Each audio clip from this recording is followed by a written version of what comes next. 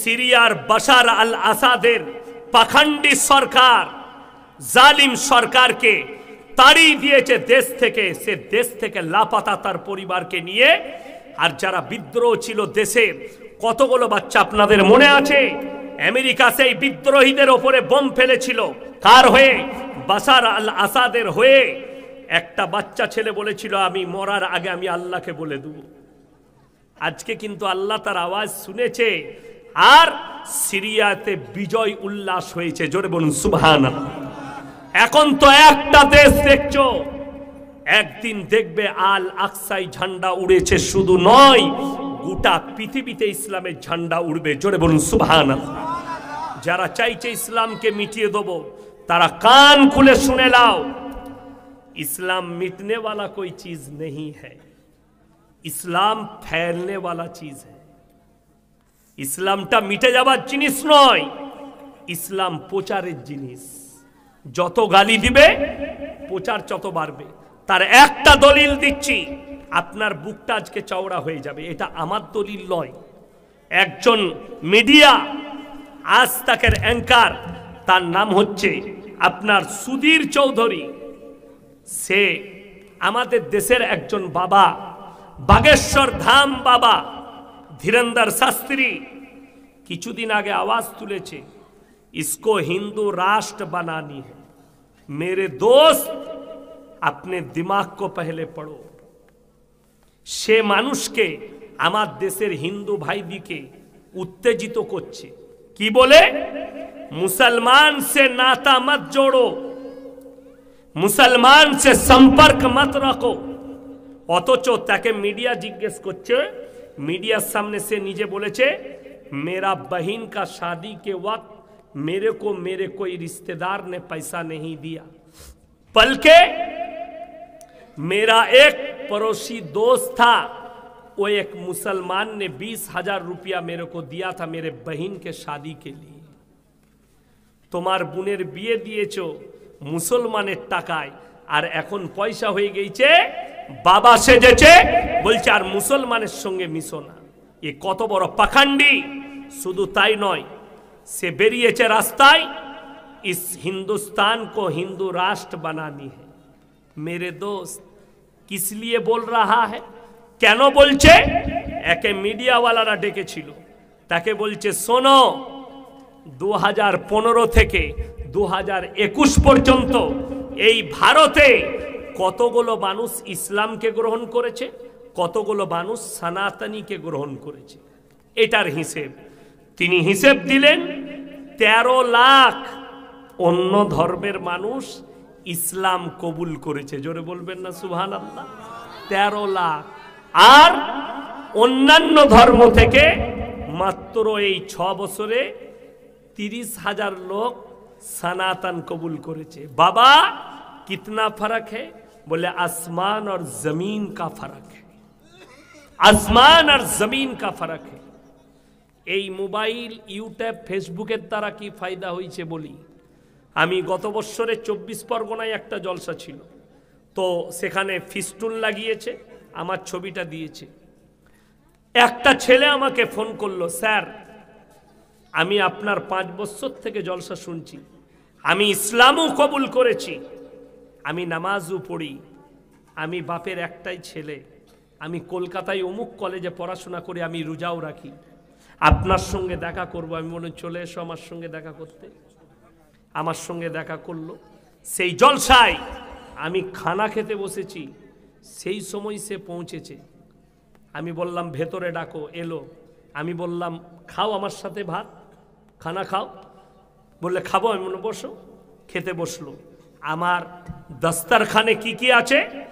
গরুর মাংস আছে, মুরগির মাংস আছে, মাছ আছে, ডাল আছে, সবজি আছে, ইত্যাদি আছে। আমি বললাম তোমার পছন্দ মতো তুমি খাও। বললো স্যার আমি গরুর মাংস খাই। আমি বললাম খাও, তোমার যেটা ইচ্ছা যাবে তুলে খাও। তো সে গরুর মাংস নিল, মুরগির মাংসও নিল, খাচ্ছে। এরকম গিলাসে 1 গিলাস পানি দিয়েছে। সে বলল পানি চাই। পানিটা অর্ধেক খেয়ে অর্ধেকটা নামিয়ে রেখেছে। আমার খাওয়া শেষ, পানির প্রয়োজন, আমি ওই পানিটাই পান করলাম। সে বললে স্যার আমার এঁটোটা আপনি খেলেন, আমি বললাম তুমি হচ্ছে একজন আমার মুমিন ভাই। হাদিসে আছে এক মুমিন আর এক মুমিনের ভাই ভাই, জোরে বলুন সুবহানাল্লাহ। আমরা একে অপরের ভাই ভাই। তাই তোমার এঁটোটা কেউ যদি নেশা না করে, তার এঁটোটা একটা মুমিন আর একটা মুমিনের এঁটো জায়েজ আছে, হারাম নয়। ভালো করে শুনে যান। যদি নেশা করে, কেউ মদ খায়, গাঁজা খায়, নেশা করে, তার এঁটো খাওয়া বৈধ নয়। সেই ছেলেটা বললে আজকে আমি বুঝতে পারলাম আমার ইসলাম কবুল করা সার্থক হয়েছে। আপনাদের আখলাক আর আপনাদের ব্যবহার যদি এত ভালো হয়, আল্লাহ নবী সাল্লাল্লাহু আলাইহি সাল্লামের ব্যবহার কত মূল্যবান ছিল, ব্যবহার কত ভালো ছিল, জোরে বলুন সুবহানাল্লাহ। ইসলাম ঘৃণা করতে শেখাই না। আপনাকে বাস্তব কথা বলে দিই, আমাদের মসজিদে কটা লাইন হয়? বড় লোকদের আলাদা কাতার হয়, কথা বলে না? গরিবদের আলাদা কাতার হয়, হয় না। আল্লাহর ঘরে একজন ভিক্ষুক যদি উজু করে এসে ফাঁস কাতারে বসে, কোন গ্রামের বড় লোক ধনী বলতে পারবে না তুই ভিখারি পেছনে যা। যদি বলে, সেই বড় লোকের নামাজ আর হবে না। আল্লাহর ঘরে সবাই সমান, জোরে বলুন সুবহানাল্লাহ। এটাই হচ্ছে রাসূল সাল্লাল্লাহু আলাইহি সাল্লামের হাদিস। আল্লাহ নবী খানা খেতে বসেছেন দস্তরখানে, সঙ্গে কারা আছে? সাম মালদার সাহাবী, হযরত উসমানে গনি রাদিয়াল্লাহু তাআলা আনহু, হযরত শোয়েবা, লুতবা, দামি দামি মালদার সাহাবীরা বসেছেন নবীজির দস্তরখানে। মসজিদে নববীর এক কোণে বসে আছেন গরিব কিতদাস, লোকের বাগানে কাজ করে, সাইয়্যিদনা বেলাল হাবসি রাদিয়াল্লাহু তাআলা আনহু। আর বসে চোখের পানি ফেলাচ্ছে যে আমার মতো একজন গরিবকে, কিতদাসকে আল্লাহ নবী কি এই মালদার সাহাবীদের দস্তরখানে ডাকবেন? নবীজি আওয়াজ দিলেন, হে বেলাল হাবসি, তুমি আমার দস্তরখানে না বসা পর্যন্ত আমার দস্তরখান আল্লাহর কাছে মকবুল হবে না, জোরে বলুন সুবহানাল্লাহ। ডেকে বস করালেন, বসো আমার দস্তরখানে। এত মূল্যবান জিনিস, ইসলামে ঘৃণা নাই, জাত বিচার নেই। আর আপনি চলুন যে কোনো মন্দিরে 3টে লাইন, ভিআইপিদের আলাদা, মধ্যবিত্তের আলাদা, তার থেকে কম আলাদা। আমাদের দেশে অনেক এরকম পাবেন, মুসলিমদের মধ্যে নাই, আছে এক শ্রেণীর কে পীর। আপনি যান কলকাতায়, 24 পরগনায়, মালদায়, বর্ধমানে, হাওড়া, হুগলি, বীরভূমে এমন এমন পীর আছে, তাদের কাছে যদি মুলাকাত করতে যান, যে টাকা বেশি দিবে তার সাথে হাতটা জাপটিয়ে ধরে সালাম আলাইকুম, ভালো আছেন ভাই, তার মুলাকাত আলাদা। যে বেচারা গরিব 10 টাকা দিবে, টাকাটা 10 টাকা ভালো হয়ে গেছে, যা, তার দিকে তাকাবে না। চেনে রেখে দিবেন, এইগুলো হচ্ছে পীর নয়, কানা দাজ্জাল আর রাসূলের দুশমনেরা। আল্লাহ নবী সাল্লাল্লাহু আলাইহি সাল্লাম সকলকে এক চোখে দেখেছেন, 2 চোখ করেননি। যে এসছে সামনে দস্তরখানে বস করিয়েছেন, নবীজি মুনাফেককে পর্যন্ত দস্তরখানে বস করিয়েছেন, নবীজি কাফেরকে পর্যন্ত বস করিয়েছেন। বসো, ঘৃণা করেননি, যার কারণে ইসলাম আপনার কাছে পৌঁছেছে। বদলা নিতে শিখবেন না, বদলা নিতে। আমার মনে পড়ে অনেক দিন আগে আমি এখানে এসছি, এখানে এই গ্রামে আমি জলসা করেছি। আমি আর গোলাম আহমদ মুর্তজা সাহেবের বেটা ছিল, মনে পড়ে আমার। এই মালদায় আমি তখন বাসে ট্রেনে আসতাম, আমি জলসা করে গেছি। এমন এক জায়গায় গিয়েছিলাম, যদিও নামটা করব না, জলসার স্টেজে বায়ান চলছে, বায়ান শেষ, দোয়া হবে, এই মুহূর্তে জলসার প্যান্ডেলে একজনকে গুলি করে দিয়ে চলে গেল। আমি তাড়াতাড়ি পালিয়ে গেলাম, দোয়া হলো না, ছেড়ে পালিয়ে গেল সব। সে লুটিয়ে পড়ে গেল, মারা গিয়েছিল। তারপরের দিনে একদম পিঠে গুলি করেছিল তার, এসে স্টেজের মধ্যে। কে? মুসলমান মুসলমানকে মারছে। আজকে দুঃখের বিষয়, আপনি কোরআনের সঙ্গে সম্পর্ক রাখুন, আল্লাহর কসম করে বলছে আপনার কাছে কোনো বিপদ আসবে না। কোরআনের সাথে মৃত্যু ছাড়া কোনো বিপদ আপনাকে স্পর্শ করবে না। আজকে আপনি তাকিয়ে দেখুন, কিয়ামতের আলামত আরব দুনিয়া থেকে শুরু হয়ে গেছে। কিয়ামতের আলামত। 1 মাস আগে, 15 থেকে 20 দিন আগে আরবের মাটিতে রিয়াদে একটা কনসার্ট হয়েছে। সেই কনসার্টে আরবের বাদশা বসে আছে, সালমান প্রিন্স, আর তাদের রাজবংশ বসে আছে, দামি দামি শেখরা বসে আছে। সেখানে এই যে আমি জলসা করছি, পেছনে স্ক্রিনার দিয়েছে, স্ক্রিনে ফটো উঠছে, যেমন এই মেয়েরা দেখছে আমাদের ছবিগুলো, ওই রকম স্ক্যানার দিয়ে আছে দামি, যেখানে ছবি উঠছে। আর স্টেজে ড্যান্স করছে কে? যে স্ক্যানারটা দিয়েছে সেটা হচ্ছে কাবা ঘর। স্ক্যানারটা কি বললাম? কাবা ঘর। আর স্টেজে যে মেয়েটা ড্যান্স করছে সে পৃথিবীর সব থেকে ন্যাংটো মেয়ে, যার নাম হচ্ছে জেনিফার লপেজ। ন্যাংটো অবস্থায় ড্যান্স করছে আর তার ছবিটা ওই কাবা ঘরের স্ক্যানারে উঠছে, আর এরা বসে হাততালি দিচ্ছে।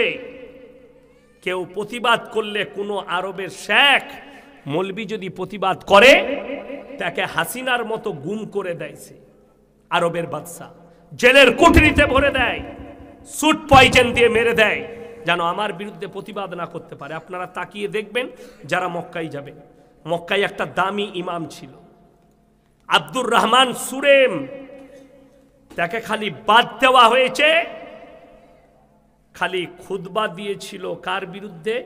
বাদশার বিরুদ্ধে, বেঈমান কাফেরের বিরুদ্ধে ফতোয়া দেওয়ার কারণে তাকে ইমাম থেকে বাতিল করে দিয়েছে আরবের বাদশা সালমান প্রিন্স, ক্ষমতার জোরে। এরও ক্ষমতাচ্যুত হবে, এও একজন জালিম বাদশা। আল্লাহ সকলের বিচার করবেন, এটা মাথায় রাখবেন। মক্কা মদিনায় তারা বাস করে বলে তারা জান্নাতে যাবে না। কথাটা বুঝতে পেরেছেন না পারেননি? মক্কায় থাকলে জান্নাতে যাবে না। কেউ যদি মনে করে আমি হজ করে এসছি, আমার জন্য জান্নাতটা রেডি, এরপর আমি যা পাপ করব সব মাফ, জেনে রেখে দিবেন সেই হাজি আগে জাহান্নামে যাবে। আপনি উমরা করে এসছেন, এখন তো আমাদের দেশের রোগ হয়ে গেছে, উমরা করে আসছে তাকে হাজি বলতে হবে, নাহলে রাগ করবে। ঠিক বললাম না ভুল বললাম? উমরা করে এসছে তাকে হাজি বলতে হবে, নাহলে রাগ করবে। আর উমরা করে যে আসবে তাকে হাজি সাহেব বলাটাই পাপ, আমি বলে যাচ্ছি। হাজি সাহেব বলা যাবে না। কে বললে হাজি সাহেব বলতে হবে? উমরা করে এসছো। বড় দুঃখের বিষয়, ইসলামটা আপনি জানছেন নিজের মতো করে, কোরআন হাদিসের দ্বারা নয়, আলেম উলামাদের দ্বারা নয়।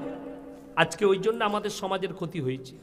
এই শুধু রিয়াদে নয়, আপনাকে আমি দেখিয়ে দেবো, কিতাব লিখেছে আমাদের মুফতি সাহেবরা জানে, ফতোয়া যদি কোনো মুফতি সাহেব লিখে দেয়, ফতোয়ার নিচে লিখতে হয় আল্লাহু আলামু বিসসাওয়াব। আমার জানাটুকু লিখলাম, সঠিকটা আল্লাহই জানেন। কথাটা বুঝতে পেরেছেন? এটা মুফতিকে লিখতে হবে। যদি কোনো মুফতি এইটা না লেখে, জানবেন তার ইলমিয়াতের কমি আছে। এটা লিখতেই হবে ফতোয়ার নিচে। যারা যত বই লিখেছে, কেউ বইয়ের প্রথমে এইটা লেখেনি যে আমার এই ভুলে কোনো রকমের কিতাবের মধ্যে ভুল নেই। এটা কেউ লিখেছে কোনো কিতাবে? আকারে ওকারে যে কোনো জিনিসের ভুল থাকবে, কিন্তু কোরআন এমন মুকাদ্দাস কিতাব, এই কোরআনের শুরুতে সূরা বাকারায় আছে জালিকাল কিতাবুল লা রাইবা ফি। আমার এই কোরআনে বিন্দু মাত্র সন্দেহের কোনো অবকাশ নেই। যদি কারোর সন্দেহ থাকে, আল্লাহর কসম সে মুসলমানই নয়, মুমিনই নয়। সন্দেহ থাকলে যে কোরআনের মধ্যে ভুল থাকতে পারে, বাস সে বেঈমান। এই সন্দেহই রাখা যাবে না। এখন আপনারা যারা বসেছেন, আমরা সকলে কোরআনের ওপরে বিশ্বাসী। সবাই হাত তুলে বলুন ইনশাআল্লাহ। বিশ্বাস করেন তো? দেখুন, এই শুধু আপনারা নয়, গোটা 9 মৌজাকে যদি এক কাছে করা হয় আর সবাইকে যদি বস করিয়ে জিজ্ঞেস করা হয়, হাত তুলে কিন্তু সবাই বলবে যে আমরা কোরআনের বিশ্বাসী। এইটা বলার পরে ধোঁকাবাজ মুসলমানকে ওইটাই আমি আলোচনা করব। ধোঁকাকে দিচ্ছে কাকে? নিজেকে ধোঁকা দিচ্ছে, মৌলবীকে নয়, আল্লাহকে নয়, সমাজকে নয়, পরিবারকে নয়, সে নিজেকে ধোঁকা দিচ্ছে। কোরআনে একটা আয়াত আছে সূরা বাকারার 3 পৃষ্ঠায়, ওয়াইজা লাকুল্লাযীনা আমানু ক্বালু আমান্না ওয়াইদা খালাউ ইলা শায়াতিনিহিম ক্বালু ইন্না মাআকুম ইন্নামা নাহনু মুস্তাহজিউন।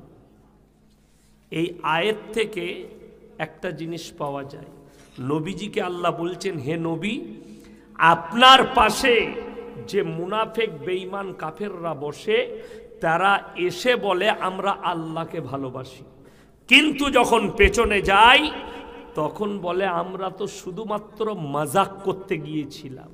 কি করতে? মজা করতে, ধোঁকা দিতে। পরের আয়াতে আল্লাহ বলছেন, আল্লাহু ইয়াস্তাহজিউ বিহিম ওয়া ইয়ামুদ্দুহুম ফি তুগয়ানিহিম ইয়ামাহুন। হে নবী বলে দাও, তারা আমাকে ধোঁকা দেয়নি, তারা আমার সঙ্গে চালবাজি করেনি, আমি আল্লাহ তাদেরকে হিদায়েত দিইনি, আমি তাদের সঙ্গে মজাক করেছি, তারা আমার সাথে নয়। তাদেরকে কালমা পড়াইনি, তারা মুসলমান নয়, আমি হিদায়েত দিইনি। এইটাই হচ্ছে কোরআন। এরপর আপনি মুসলমান দাবি করে আপনি ধোঁকাবাজ তো নয়। মুফতি সাহেব আমাদের বাবু যেখান থেকে ছাড়লেন আমি শুনতে পাচ্ছিলাম, ভালো ভালো কথা বলছিলেন ইনি, যে দেখুন কোরআনে স্পষ্ট আছে সুদ কি, কথা বলে না, হারাম। তার মানে ডাঙ্গাতে আর সুদখোর নাই।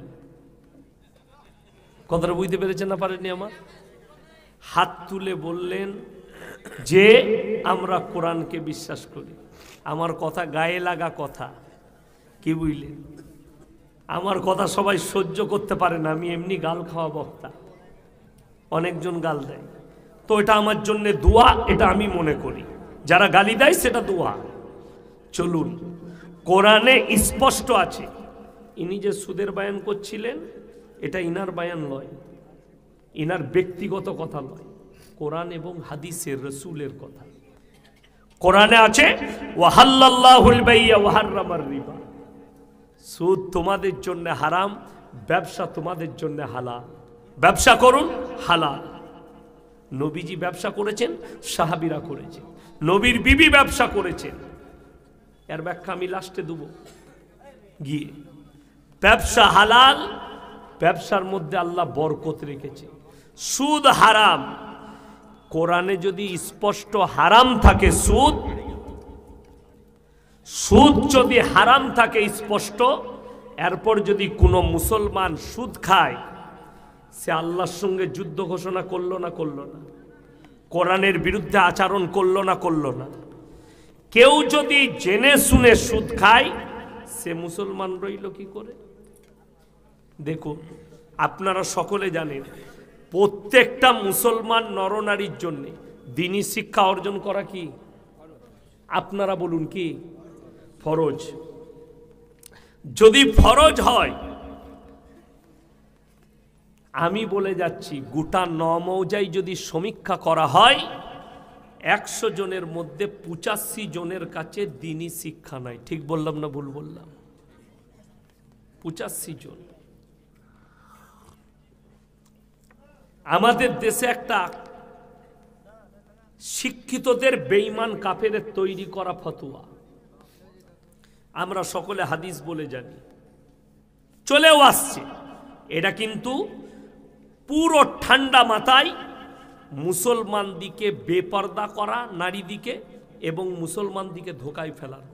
আপনারা শুনেছেন শিক্ষার জন্য তোমরা চীন দেশে পাড়ি দাও, শুনেছেন না শুনেন? আল্লাহর নবী বলেছেন। এই হাদিসটা যদি এই স্টেজে কোনো মৌলবি বার করে দেখাতে পারে, জীবনে আমি আর সমাজের বুকে বক্তব্য দেব,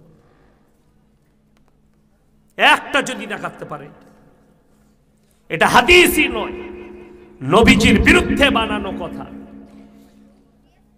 চীন দেশে পাড়ি দাও, মহিলারা শিক্ষা গ্রহণ করবে এমন একটা জায়গায় যেখানে পর্দার ব্যবস্থা থাকবে, নারীদের মর্যাদার ব্যবস্থা থাকবে, পুরুষরা শিক্ষা গ্রহণ করবে। দ্বীনি শিক্ষাকে ফরজ বলা হয়েছে, দ্বীনি শিক্ষা অর্জন করা ফরজ। কতটা ফরজ? মৌলবি হতে হবে? মোসেমপুর মাদ্রাসায় ভর্তি হতে হবে আপনাকে, না সুজাপুরে? না, কোনো মৌলবি বলে নাই যে আপনাকে মুহাদ্দিস হতে হবে, মুকাররির হতে হবে, মুফাসসির হতে হবে। এটা আমরা কেউ বলিনি। অতটা ইলম হাসিল করতে হবে যতটা করলে আপনি হারাম হালাল চিনতে পারবেন, দিন আর বদ্দিন চিনতে পারবেন, শিরক আর বেদাত চিনতে পারবেন, কুফরি চিনতে পারবেন। বেঈমান কাফেররা যে জালটা আপনার উপরে ছুড়ছে, ওই জালটা আপনি দেখতে পাবেন। অতটা পর্যন্ত ইলম হাসিল করা ফরজ। চলুন, দ্বীনি শিক্ষা না থাকলে কতটা খারাপই আসে। বেঈমান কাফেররা কিভাবে বাধা দেয়, কিভাবে মানুষের ব্রেনে আঘাত করে আপনি দেখুন। পশ্চিম বাংলার সব থেকে দামি বালির ঘাট আমার বাড়ির কাছে। কলকাতায় সব থেকে বালির দাম বেশি হচ্ছে সিল্লার ঘাটের বালি, দামোদর নদীর, আমার বাড়ির পাশে। 5 থেকে 7 হাজার গাড়ি লোড হয় প্রত্যেক দিন। মুসলিম ছেলে, কয়েক হাজার মুসলিম ছেলে গাড়ি লোড করতে আসে। 24 পরগনা, 24 পরগনা, কলকাতা, হাওড়া, হুগলি, বর্ধমানের ছেলেরা গাড়ি লোড করে নিয়ে যাচ্ছে। যেমনি বেরিয়েছে হাই রোডে উঠেছে, উঠেই হোটেলে দাঁড়িয়ে, একটা হোটেলে ঢুকে বলছে প্রথমেই, ভাই মদ দাও। 1 বোতল মদ খেয়ে নিল। এরপরে সে জিজ্ঞেস করছে মুরগির মাংস কষা আর রুটি নিয়ে এসো। হোটেলের কর্মচারী বেচারা মুরগির মাংস কষা আর রুটি এনে দিয়েছে। তখন জিজ্ঞেস করছে মুরগিটা জবাই না কাটা। আমি বললাম হারামখোরকে জুতো করে মার। আপনারা ভেবে দেখুন, যে লোকটা মদ খেলো তার জন্য আর কাটা বাঁচা দেখে লাভ আছে? মদটা হারাম না হালাল? হারাম। কোরআনে আছে স্পর্শ করা হারাম, স্পর্শ করা হারাম। আর সে মদ খাচ্ছে, অথচ সে ভাবছে মদটা খাওয়া যাবে, কিন্তু মুরগির মাংস খেলে আমাকে জবাই খেতে হবে। কেন ভাবলো এটা? ওর কাছে দ্বীনি শিক্ষা নেই। ও জানে না যে যেমন মদটা হারাম, কাটা মাংসটা হারাম, যেমন কাটাটা হারাম, ওই রকম মদটাও হারাম। এই জ্ঞানটাই তার মধ্যে নেই, এই বিবেকটাই তার মধ্যে নেই। আমার ভাই, যেমন আপনি মনে করেন আমি মসজিদে যাই, ইমাম সাহেব দোয়া করবে, তার সঙ্গে একবার বলে দেবো আমিন, আল্লাহ দোয়া কবুল করে নেবে, আমি চেয়ে নেব। তোমার জানা আছে দোয়া কবুলিয়াতের জন্য শর্ত রাখা হয়েছে হালাল খাবার, হালাল রুজি, তবে দোয়া কবুল হবে। আপনি বুঝে গেলেন যে আমাকে জবাই করা মাংস খেতে হবে। আপনি সকালবেলায় উঠে যদি মালদায় যান, টাউনে কোনো হোটেলে যদি খেতে যান, আপনি জিজ্ঞেস করবেন না দাদা মুরগিটা জবাই না কাটা? আপনার জন্য জরুরি, আপনার জন্য ফরজ জিজ্ঞেস করা। এটা আপনার জন্য জরুরি। কেন? মুসলমানের জন্য হালাল খাওয়াটা হচ্ছে শর্ত, দোয়া কবুলিয়াতের জন্য আর ঈমানকে রক্ষা করার জন্য। আপনি এটা বুঝে গেলেন। সকালবেলায় উঠে সুজাপুরে গেলেন, রাত্রে ইয়াসিন ভাই এসছিল, বলে গেছে যে তোরা জবাই করা মাংস খাবি। সুজাপুরে গিয়ে সকালবেলায় 1 কিলো মাংস কিনছেন জবাই করা নিচ্ছেন। টাকাটা কিন্তু সুদের টাকা, সেই একই মাল দাঁড়িয়ে গেল। কথা বুঝাতে পারলাম কিছু? টাকা সুদের, মুরগিটা জবাই। সুদের টাকাটা হারাম না হালাল? হারাম। তাইলে জবাই করা মাংস নিলেন, টাকাটা হারাম, তা মালটা আবার কি করে হালাল থেকে গেল? এইটাই বুঝানো যাচ্ছে না মুসলমানকে। কেন? দ্বীনি শিক্ষা না থাকার কারণে আজকে মুসলমানের কাছে মদ হালাল হয়ে গেছে। বিশ্বাস করুন, আমি গত বছরে 30 না 31 ডিসেম্বর আমি জলসা করেছিলাম ইতাই গয়েশ বাড়িতে। আমার জলসা ছিল, জলসা শেষ করলাম 11টা 45, 12টাও বাজেনি। আমি গাড়ি স্টার্ট করলাম, 13 মিনিটের মাথায় আমার 4 চাকা গাড়ি গিয়ে কালিয়াচক স্ট্যান্ডে দাঁড়ালো। জাম লেগে আছে, 4-5টা গাড়ি দাঁড়িয়ে আছে। আমি ম্যানেজারকে বললাম দেখো কি হয়েছে, কেন জাম? গিয়ে দেখছে গোটা রোডটায় বোম বিছানো আছে, বিছিয়েছে কারা? মুসলিম যুবকরা। 1 জানুয়ারি পালন করবে বোম ফাটিয়ে রাত 12টায়। একটাও অমুসলিম নয়, সব মুসলিম। বোম ফাটালো, 10 মিনিট বোম ফাটলো, কয়েক লক্ষ টাকার বোম। প্রশাসন বাবুরা দাঁড়িয়ে রইল। আল্লামা ইকবাল বলেছেন, ইস ঘর কো আগ লাগি ঘর কি চিরাগ সে। মুসলমান, তোমরা নিজেদের ঘরে নিজেরা আগুন ধরিয়েছ, অপরকে গালি দিয়ে লাভ নেই। কাকে গালি দিচ্ছ? আজকে যতগুলো দেখছেন ভারতবর্ষে, পৃথিবীতে, ইসলামের দুশ্মন, সব থেকে বেশি দুশ্মন ইসলামের আছে মুসলমানদের ঘরেতেই জন্ম নিয়া। একটাও অমুসলিম ঘরের নয় যেদিকে দেখছেন। আমি তার একটা উদাহরণ দিচ্ছি আপনাদের। এইখানে আমি দেখিয়ে দিয়ে যাব, প্রমাণ দিয়ে যাব যে রসুলের দুশ্মন এইখানে বসে আছে। আপনার রাগ হবে, কিন্তু আমার এই কথাটা যদি কোনো মৌলবি কেটে দিতে পারে, আমি জীবনে আর সমাজে কাল থেকে জলসাই করবো না, বাড়িতে বসে যাব। কিন্তু ক্যামেরা চলছে, সেই মৌলবিকে স্টেজে বসে প্রমাণ দিতে হবে হাদিস কোরআন খুলে। যোগী আদিত্যনাথ সরকার উত্তরপ্রদেশের 5 বছর আগে থানার একজন বড় বাবু, থানার বড় বাবু, এত বড় বড় দাড়ি, তাকে সাসপেন্ড করা হলো। দাড়িগুলো চেঁচে এসে আপনাকে জয়েন করতে হবে, তা না হলে আপনাকে জয়েন করতে দেওয়া হবে না। তিনি বাড়ি চলে গেলেন, সাসপেন্ড করা হয়েছে, দাড়িগুলো চেঁচে এসে জয়েন করলেন চাকরিতে। ভারতের মুসলিম যুবকরা, মুসলিমরা ফেসবুকে, টুইটারে, ইনস্টাগ্রামে কি বলতে লাগলো? যোগী হচ্ছে আল্লাহর দুশ্মন। একটা পুলিশ অফিসারের দাড়ি চেঁচে দিয়ে যদি আল্লাহর দুশ্মন হয়, 85% মুসলমান, 90% মুসলমান সেলুনে গিয়ে নিজে থেকে দাড়ি চাচে, এরা কার দুশ্মন আমি তোমাদের কাছে জানতে চাই। দাড়ি রাখাটা কি? আপনাদেরকে একটা দলিল দিই। আমাদের দেশে একটা কমিউনিটি বাস করে, তাদের নাম হচ্ছে পাঞ্জাবি। পাঞ্জাবি দিকে জানেন না? জানেন না? পাঞ্জাবি ইউটিউব যাদের কাছে আছে এক্ষুনি সার্চ করুন, পাঞ্জাব পুলিশ লেখুন, বেরিয়ে আসবে। পাঞ্জাবিদের পুলিশরা, পাঞ্জাবিরা পুলিশের চাকরি করে, তাদের মাথায় পাগড়ি আছে, মুখেতে দাড়ি আছে। এটাতে হাত লাগাতে সরকার পারবে না। তার কারণ কি সরকার দায়ী? না, মুসলমান নিজেরা দায়ী। মিলিটারি ডিফেন্সে চাকরি করছে পাঞ্জাবিরা, তাদের মাথায় পাগড়িটাও আছে, মুখে দাড়িটাও আছে। সরকারের হিম্মত নাই তাদের দাড়িতে হাত লাগায়, তাদের টুপিতে হাত লাগায়।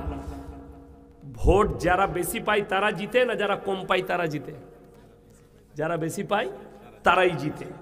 তো যদি একটা মুসলিমদের দাড়িওয়ালা ছেলে, সে যদি চাকরির লেগে ইন্টারভিউয়ে যায়, সেখানে যদি 100টা মুসলিম যুবক থাকে, যদি 98 জন দাড়ি চাচা থাকে আর 2 জন যদি দাড়িওয়ালা থাকে, এই 2 জনেরটা টিকবে না 98 জনেরটা টিকবে? ভোট তাদের বেশি, দাড়ি চাচার ভোটটা বেশি। অফিসার কি বলবে? যে তোদেরই খালি সুন্নত, এরাও তো মুসলিম, এদের মুখে দাড়ি নাই, তোমার চাকরি বাতিল, দাড়ি চেঁচে এসো।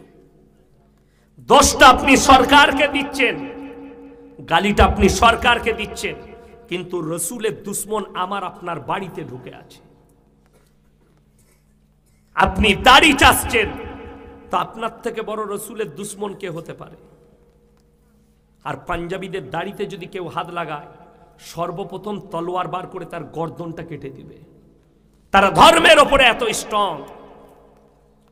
বাস্তব কথা বলছি। মদ খাওয়া কোরআনে স্পর্শ করা হারাম লেখা আছে, এরপরে যদি কোনো মুসলমান মদ খায়, সে আল্লাহর সঙ্গে যুদ্ধ ঘোষণা করলো না? করলো না? সে আল্লাহর সঙ্গে যুদ্ধ ঘোষণা করলো, রসুলের সঙ্গে যুদ্ধ ঘোষণা করলো। যারা আপনারা বহরমপুর যান, কলকাতা যান, 4 চাকা গাড়ি নিয়ে, মোটরসাইকেল নিয়ে, যখনই আপনি হাই রোডে পলসন্ডা মোড় পার করবেন, একটা ধাবা আছে, পাপ্পুদা ধাবা, পাঞ্জাবিদের। আমি মাঝে মাঝে ওখানে নাস্তা করি, চা খাই, পেরিয়ে এলে অবাক হয়ে যাবেন। তারা জানে আমরা যেখানে ব্যবসা করছি এটা মুসলিম প্রধান এলাকা, মুর্শিদাবাদ, এই জায়গায় ব্যবসা করছি, মালদা মুর্শিদাবাদের রোডে, যার কারণে বোর্ড লাগিয়েছে তার হোটেলে মদ খাওয়াটাও নিষিদ্ধ, মদ বিক্রিটাও নিষিদ্ধ, বোর্ড লাগিয়ে দিয়েছে। আর আপনি তার হোটেল ছেড়ে 5 কিলোমিটারের মাথায় মুসলিমদের হোটেল পাবে, হারামখোর মদও খায়, মদও বিক্রি করছে। এটা বাস্তব বলছি আমি। মুসলমান মদও খাচ্ছে, মদও বিক্রি করছে। আপনি গিয়ে দেখে আসুন মালদা জেলে হিরোইন পাচারে কে আছে? মুসলিমদের ছেলে। গাঁজা পাচারে কে আছে? সুজাপুরের অমুক ছেলে জেলে। গাঁজা পাচারে, হিরোইন পাচারে, মদ পাচারে, নেশাদ্রব্য জিনিস পাচারে কে আছে? মুসলিমদের ছেলে জেলে আছে। কেন? শিক্ষা, এডুকেশন আর দ্বীনি শিক্ষা নয়। যেটা মোল্লা বলছিলেন যে হারাম হালালের বিচার, এই জিনিসটা যাদের মধ্যে নেই, যে জিনিসটা হারাম তার ব্যবসা কি করে হালাল হতে পারে? যে জিনিসটা ইসলামে হারাম করা হয়েছে তার ব্যবসা ইসলামে বৈধ নয়, এটা লেখে নিয়ে যান। কালকে আমাকে প্রশ্ন দিয়েছিল